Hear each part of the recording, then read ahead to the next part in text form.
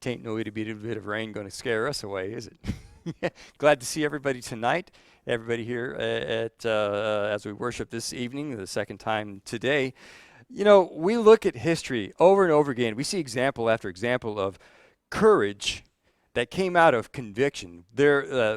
One's conviction or a group's conviction in that they were right, that they were in the right, gave them the courage to behave in such a way that defied the probabilities of success. Consider our own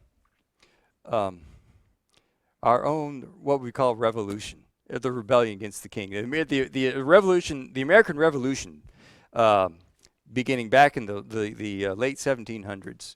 And you know, it was a series of events that took place. But all the time, the Americans who were behind this were convicted that they were in the right, that they were being abused by the king. And so they, in their conviction of this, they rebelled, having created a new government, a new republic. It was the new experiment to establish a better nation, a better government. And that they're having established this, and we can look at the Declaration of Independence. We can see how they felt that they believed they were being mistreated. Not merely felt, but it was a matter of fact, matter of historic account. And then as our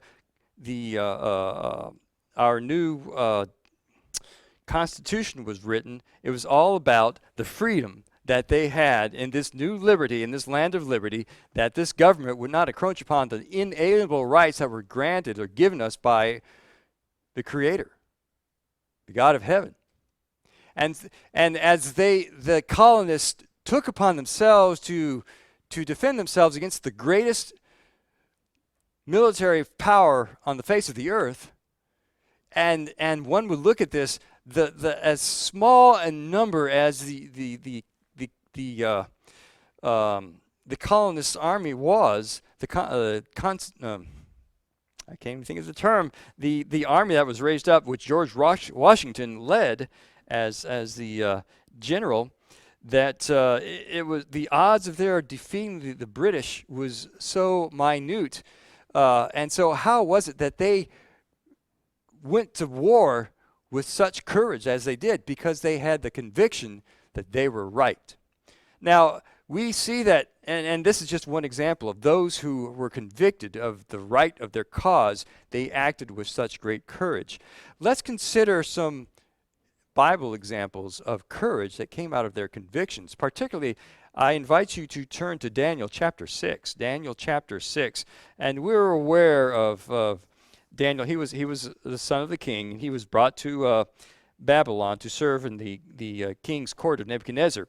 And he went through their colleges and he showed himself to be excelling among his peers. And so he was chosen to serve in the king's court. But he was focused upon serving God. And we see that in many examples throughout the book of Daniel, that he and his other friends, Shadrach, Meshach, and Abednego, were their Chaldean names that were given them.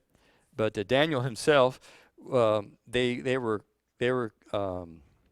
given to serving God, and as Daniel had shown his excellence, there was an excellent spirit in him, as it were. Nebuchadnezzar recognized this, and so as he rose up in the ranks, as it were, among the king's court, that there were those that looked upon him with envy. That of where he stood, and they looked to try to find something that they could charge him with to denigrate him, to try to get at him, but they couldn't. They could not, as we look in verse 4 of chapter 6, Daniel chapter 6.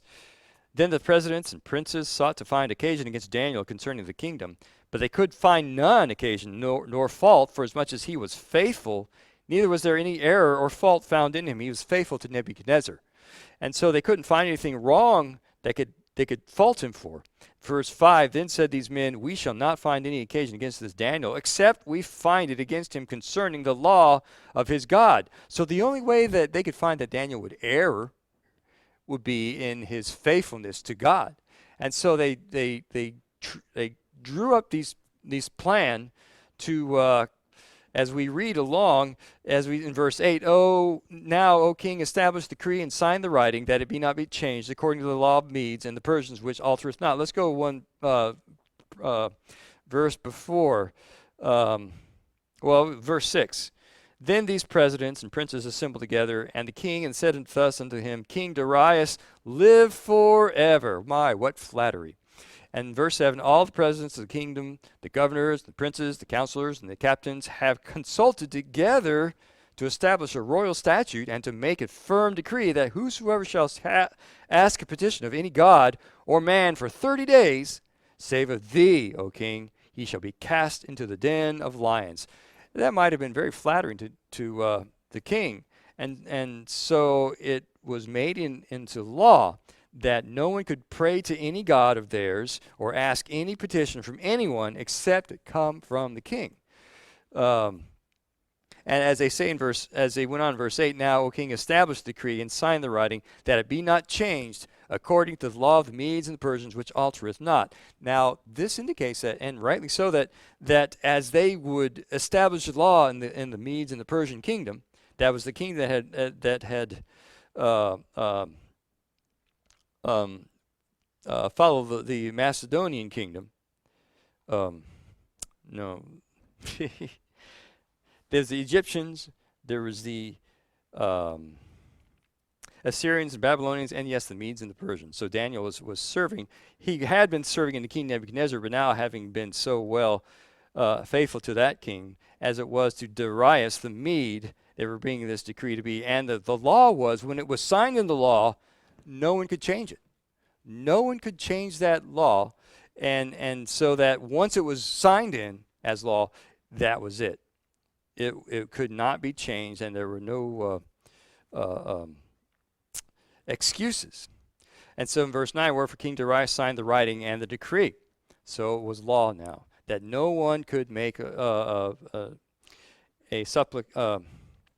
bring any request from anyone but Darius the king. So in verse 10, now when Daniel knew that the writing was signed, he went into his house, and his windows being opened to his chamber toward Jerusalem, he kneeled upon his knees 3 times a day, and prayed and gave thanks before his God as he did aforetime. He didn't change his habits. He knew the law was signed, and in spite of that, and in spite of his faithfulness to the governments that were in power, in this case Darius the Mede and the new Medo-Persian government that had overthrown the Babylonian government, the Babylonian Empire, and so that as he continued to do this, as was his normal practice, they saw. Verse 11 says, then these men assembled and found Daniel praying and making supplication before his God. And so they brought charge against Daniel. Now, note, he didn't do anything different. He made sure his windows were open like they always were, facing Jerusalem as he prayed toward Jerusalem, remembering his home, that from which he had come now in his old age, perhaps thinking that he will never go back home because he had served so many years, and now in the Persian establishment, that his serving the king Darius, that certainly he had many responsibilities to fulfill. So perhaps he thought he would never return home, although many prophecies were revealed to Daniel. But as we see, he made sure that they knew things hadn't changed between himself and his God. It was his conviction that he would remain faithful to God, that he would pray as he always had, giving God the glory, regardless of what laws came into power. And so as it was, he was caught. They brought this before the King Darius, and as Darius, as disappointed as he was, the law was there, so he had Daniel sent to the lion's den. And we know that how the angel had kept Daniel safe from the lions through this ordeal. Now, worthy to note, and that's the point of this, that Daniel, in his conviction, acted with courage. He would not be unfaithful to God. Now, his conviction and his courage, in the face of resistance against him and against his God, shows us his convictions, that he acted courageously. There are others who acted quite courageously because of their convictions. We can go to much more modern times. We know some of the history of the church, where the centuries that passed, that the Roman hierarchy that evolved and developed, and men putting themselves above, as making themselves the head of the church on earth, the Pope. We recognize this, and so that evolved the Catholic Church, the Catholic meaning the universal church, and so they took with it, they hijacked the Church of Christ to turn it into something of their own creation, their own making. And as the hierarchy of the Catholic Church developed, there were those who saw an inconsistency between what was taught in the Catholic Church and what the Scriptures revealed the Church ought to be. And so there were those who began to protest this. One man in particular, a very famous man, Martin Luther. In fact, we might recall that he nailed 95 theses that he was wanting to debate regarding the hypocrisies of the Catholic Church.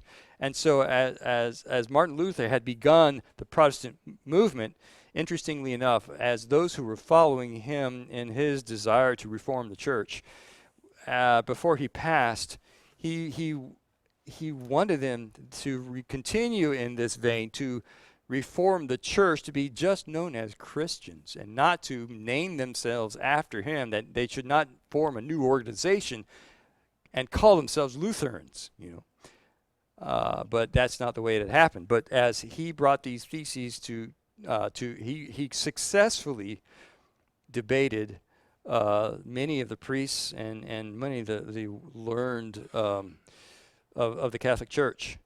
And so one thing he said, and when they brought him to, they brought, I guess you might say, charges against him regarding his positions within the church. And so, as it is said, he is accredited with saying this: "Unless I'm refuted and convicted by testimonies of the Scriptures or by clear argument, I am conquered by the Holy Scriptures, quoted by me, and my conscience is bound in the Word of God. I cannot and will not recant anything. Here stand I. I cannot do otherwise. God help me." So as he was stood before the council of the Catholic Church, they were bringing charges against him of this, and he would not recant any of those things that he had said. His conviction of it was that it was the Holy Scriptures that was his rule of authority. Okay, and so his conviction caused him to behave with such courage to defy the rule of the Catholic Church.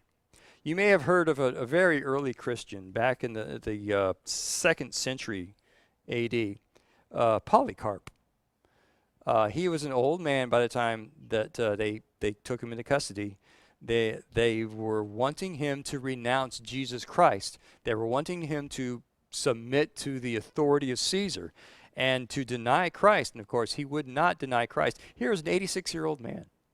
And the Roman guard that were with him, as they brought him in, the account goes as they were trying to tactfully get him to utter some words that would sort of imply that he renounced Christ without actually saying those words. But he knew what they were doing, and so he would not utter those words as seemingly safe as they might be. He knew what they were up to, and he would not. He was going to make clear he stood by Christ. And the whole account of Polycarp's response in all of this is really good reading. It's in some cases you see the candor with which he answered, and the as plain as he was. You want to laugh because they were trying to get him to renounce Christ, but he was saying things in such a way. If it weren't for the seriousness of the event, it was on the order of comical. But as it was, his life was on the line, and he would not renounce Christ. And so his final statements include, 86 years have I served him, speaking of Christ, and he never did me wrong. And how can I now blaspheme my king that has saved me? And so he would not renounce Christ by any means. And so he was finally condemned, and he was burned at the stake for his stance that he would not renounce Christ. His conviction, of course, had he renounced Christ, where would he be? If he had renounced Christ, if he had denied Christ, where would he be? We know what Jesus said about denying and denying him. You know, in Matthew 10:32 and 33, Jesus said, "Whosoever therefore who will confess me before men, him will I confess before my Father which is in heaven." And Polycarp, having confessed Christ, surely put him in that category. But on the flip side, in verse 33, "But whosoever shall deny me before men, him will I deny before my Father which is in heaven." And so if Polycarp had denied Christ, where would that put him? Put him in a very, he would be denying Christ, where what would Christ do as faithful he said?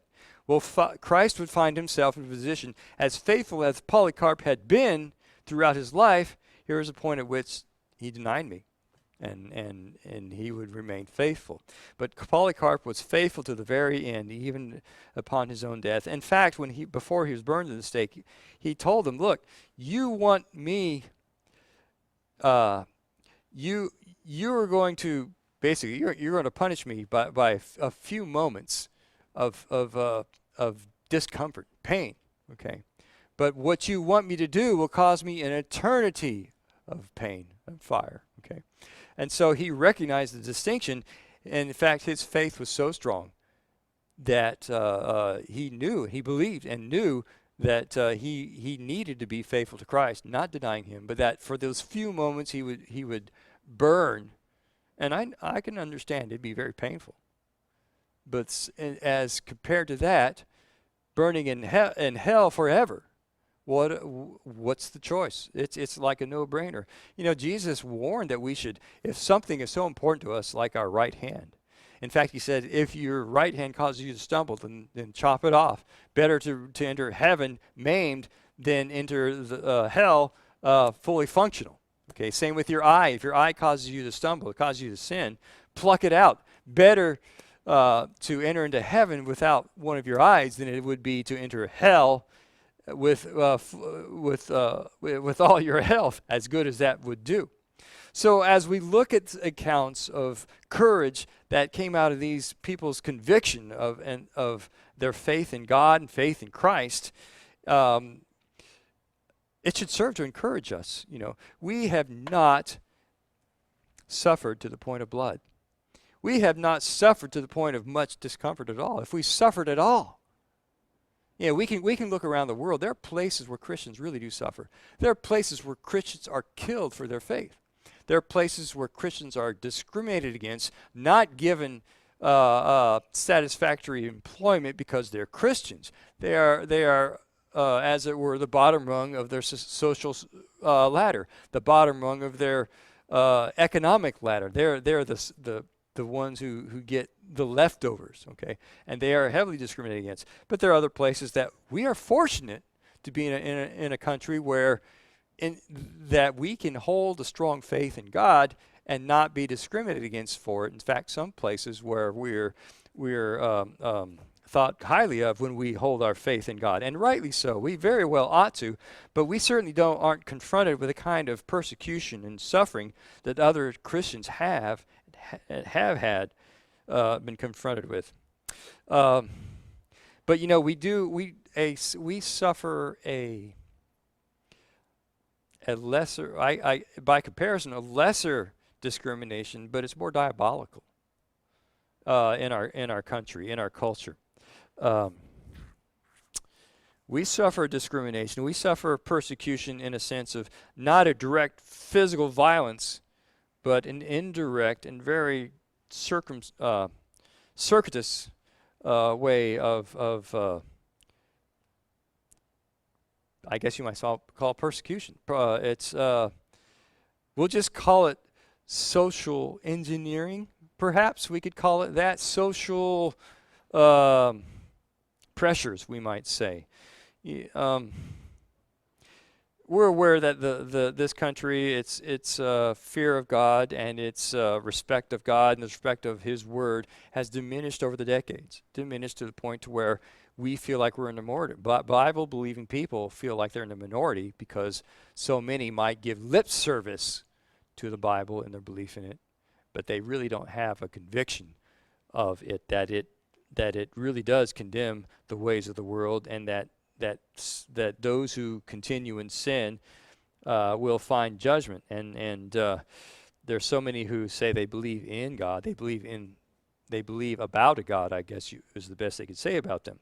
But there are so many pressures from that have been set up within our society. I think particularly now about the humanists and the Humanist Association in America, and the document or documents, I should say, that they authored, the Humanist Manifesto. In fact, 1933, the American Humanist Association issued its Humanist Manifesto. The authors identified it as a religion, but deplored using that term as denoting anything relating to the supernatural. You might call them the modern-day modernists. They tried to explain away the supernatural, such as inspiration of the Holy Spirit. Anything that having to do with miracles of the Bible, they totally deny. In fact, in about the mid-19th century, there was a group of men out of Germany primarily who began what they called higher criticism, which many call it destructive criticism because it serves the purpose of only destroying people's faith in the Bible. And they tried to explain away the miracles of the Bible in a way that was scientifically consistent, which really wasn't scientific at all, but it was within their realm of what they called reason.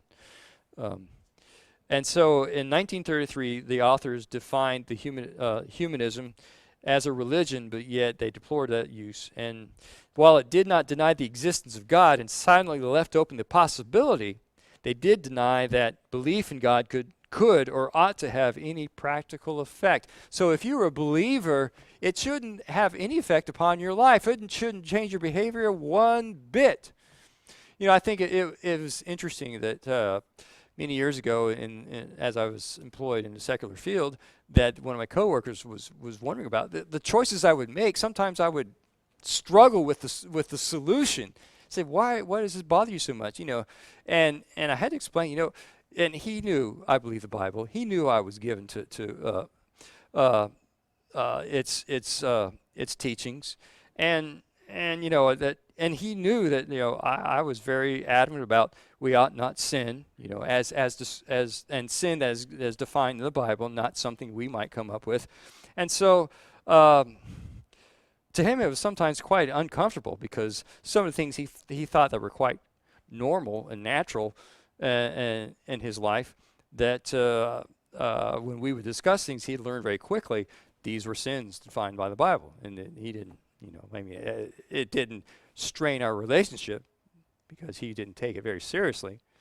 But as I explained to him, if you recognize me as a Bible believer, right? You recognize me as I take seriously the Scriptures, and that I believe in the Christian life as defined by the Bible. He said, yeah, I see that. And, so if I'm such a believer, wouldn't it be natural, wouldn't it be expected that I would guide my whole life by it, that everything about it would affect every decision I make? If I'm really honest, if I'm genuine with this, would it not affect my whole life? And he said, yeah, I see what you mean. Okay, and that's how some people can't understand. They take the Word of God as, well, it's nice and everything, but you know what? Let's set this up here on the shelf and let's get on with life. They didn't understand that this is life. Well, as the humanists have influenced so many in our nation, in the Western culture today, that they are diminishing people's fear of God and their understanding of Him and the fear of Him, thinking that He's not even effective in this world, has no influence in this world, in this universe. So as we see that man must live as if God did not exist, is their perspective, thus that it was not strictly atheism.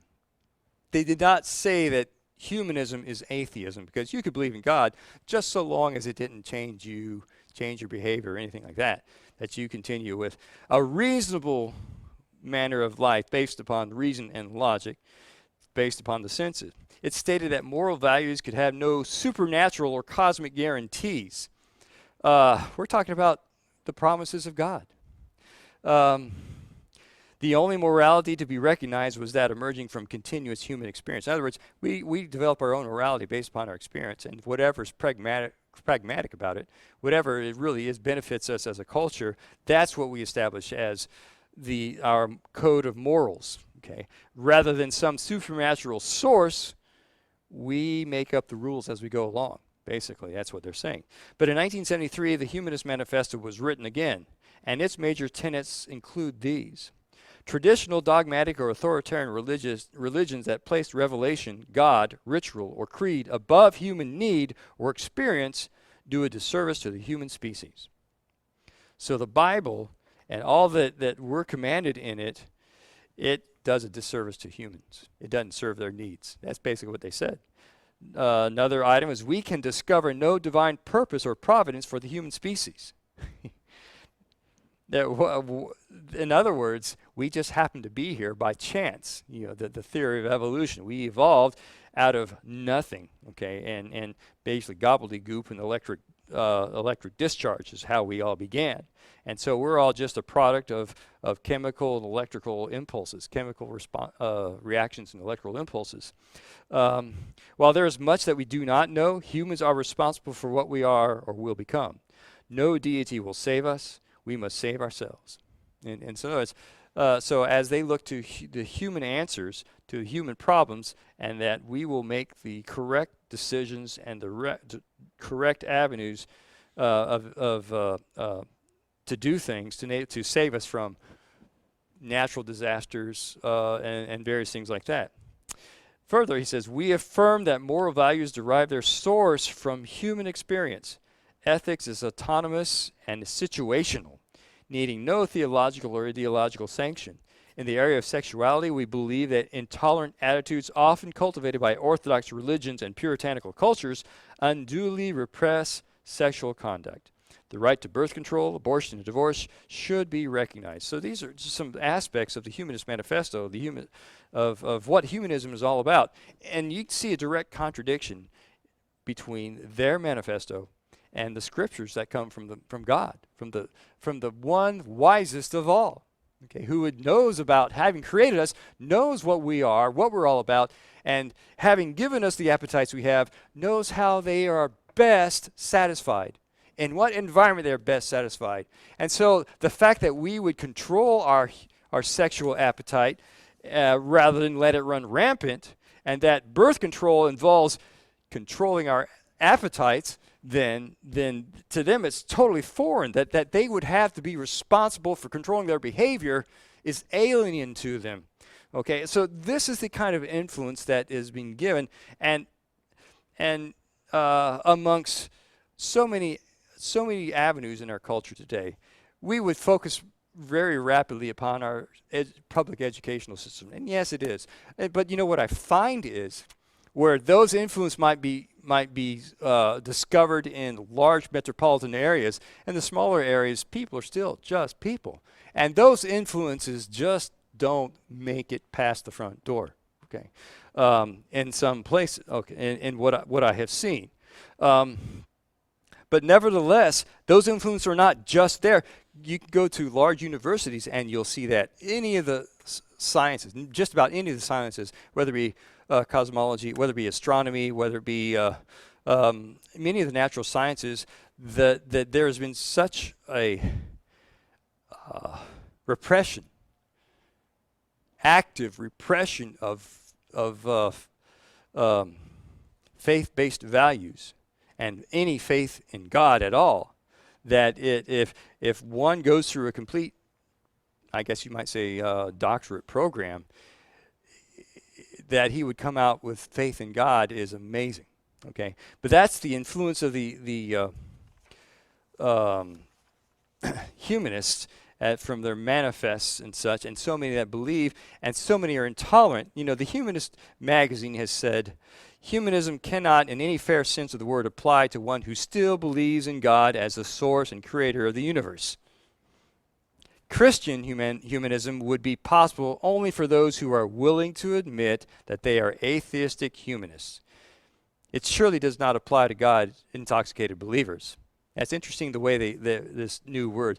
It does not apply to God-intoxicated believers. So they have already established that anyone who believes in God is just not connected to reality. James Hitchcock has well said, humanism is hardly the benign, tolerant force it pretends to be. Indeed, it is highly intolerant. It has a keen sense of being locked into a continuous philosophical and social struggle with religious belief, in which the ultimate stakes are nothing less than the moral foundations of society. That's the stakes. You know, with this kind of influence, that if people would accept this and believe it and live by it, it leaves them in a moral uncertainty. It attacks the moral foundations of our society. Anything having to do with the Bible-based faith about sin and righteousness before God, it attacks that directly. And all for what seems reasonable to us. What seems reasonable to, when I say us, the human perspective, lacking any influence from God, okay? That we invent the rules as we go along, and we decide that what's right and what's wrong. And it's based upon our experience and our reason and our understanding, based upon our five senses that we can detect. You know, we can detect things, and you can well see when they say that this is humanism. It's setting humans up as God, because they reject the idea of a greater authority, but that the God of this world, this universe, or at least this part of the universe, is mankind. And we know the Bible teaches, you know, the way of man is not in him to direct it is not in man to direct his steps. That we need revelation from God. We need God's word. We need God's direction and guidance, his wisdom to get on, because his having created us, he knows what we need. And that we are creatures that rely upon learning. You begin with, as an infant, you've got a blank slate. And we rely upon learning to learn what is right and what's good and wholesome. That's, you know, the term sound doctrine. Doctrine, of course, we know is teaching. Doctrine is nothing other than teaching. And sound has to do with healthy, healthful. So sound doctrine can be translated as healthful teaching. That's which is healthy for us in all avenues. Yes, even our diet. You know, what kind of food is good for us to keep us healthy? Yeah. And so all these things that as we learn healthful teaching, particularly as it relates to God and spirituality, because we are not merely physical beings. We are spiritual beings. You know, there's that spirit in us, and that calls out for God. Now, one would think that Christians would reject all this mumbo jumbo. They reject all that because it's founded upon nothing or other than egotistical conceit that we're the smartest thing that's of all things. But Christians can become complicit with the humanists in particularly four ways. By accepting unbiblical conclusions arrived at by the scientific method. You know, the scientific method they hop upon so quickly without realizing it has nothing to do with science.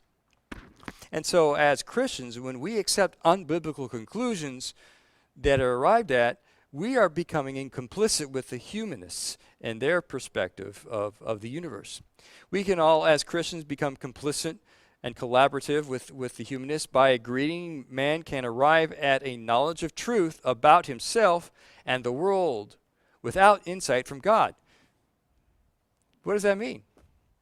Where did we come from? How did we come about to be what we are? Did we evolve? Did we have a start? I made a comment about that the idea if we came from nothing, that we came from various chemicals and electric discharge. That's how life started. That's what their idea of life is. But, you know, they don't take account of our spirit. They don't take account that, they think that our thinking happens in the brain. Well, I have a question. If our spirit departs when we die and it leaves behind the brain, does any more thinking take place? I suggest that the brain is not the center of our thinking. Our spirit is. Okay, can I prove this? Well, this is an idea about our spirit and our body. Our body serves the purposes of the tabernacle to live in. Now, I'm certain the brain does serve certain important, necessary functions. Having to do with our interface with the rest of our body. But as far as the thinking, the feeling, the willing takes place in our spirit. It's not our body that does the thinking for us. It's our spirit. And other ways to become complicit and collaborative with the humanists is by working to solve personal and social problems without God or the Bible. We know everything we need to know to make our relationships right on this earth, right? Is that true? Why is it that the wisdom that comes from God solves all of our issues, solves all of our problems, our social problems and our spiritual problems? They do. God knows what we're made of and how we interact one with another. And if we follow his guidelines, we go to Matthew chapter 18 and see how are we supposed to deal with an issue when we have a problem with a brother? If somebody has wronged us, how do we deal with it? Well, the Bible teaches us we go to them and talk to them. It's pretty simple. And we talk, we work things out. And so many others that as we consider our social problems can be solved with God and his wisdom that we find in the Bible. And lastly, by abandoning the major issues of life to those holding an unbiblical worldview.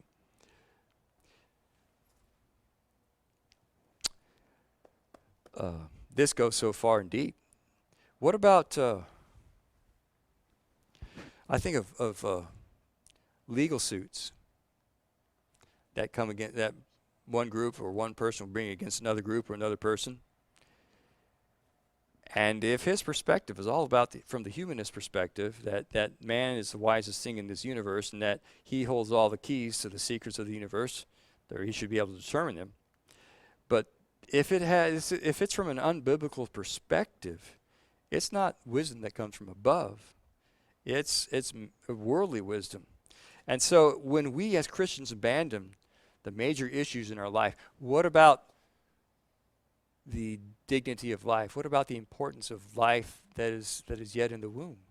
Do we leave that to humanists to decide that we ought to let people choose to terminate a pregnancy anytime they want to? Forget the life that's in the body of that woman, that precious life. That's not of issue. What is of issue is what's convenient for whomever, whether it be the woman, whether it be the couple, whatever it is. And so rather than looking at the Bible for the answers of how do we value this life that's in this woman? How does God value this life? And if God values highly this life, how should we value this life? With the same degree that God does, of course. And so we should not let the humanists decide that as they reduce the life of an individual down to a name that we don't relate with, a fetus, that it just diminishes the value of human life to it's just a thing that when they say we can end this life because it's just too inconvenient for us, for them, whomever. So abandoning the major issues of life to those holding an unbiblical worldview. These are just ways that as Christians, we don't think about it, but we can let the world run right over us.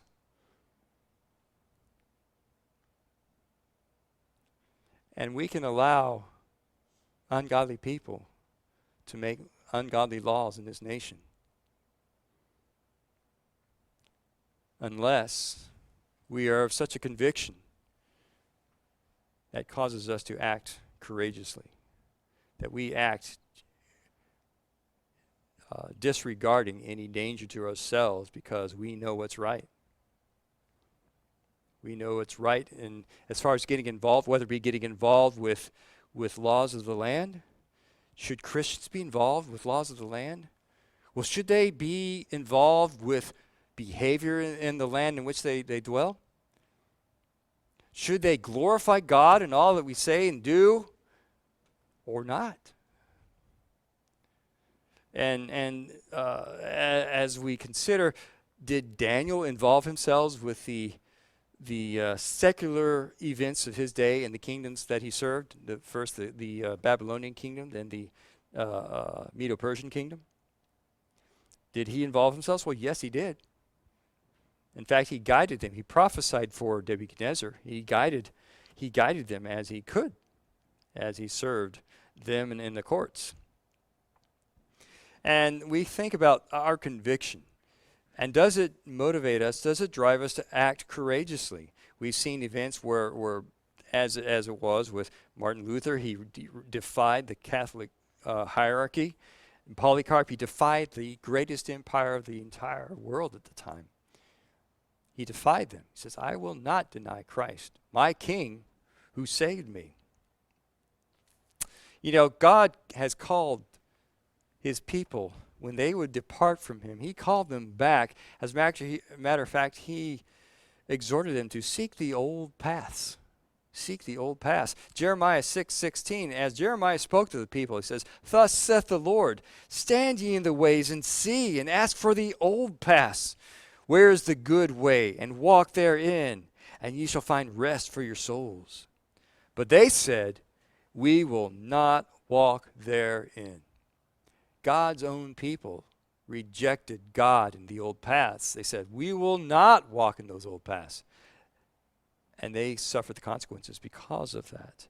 Because if they had just turned to God and allowed him to work in them, that is, as they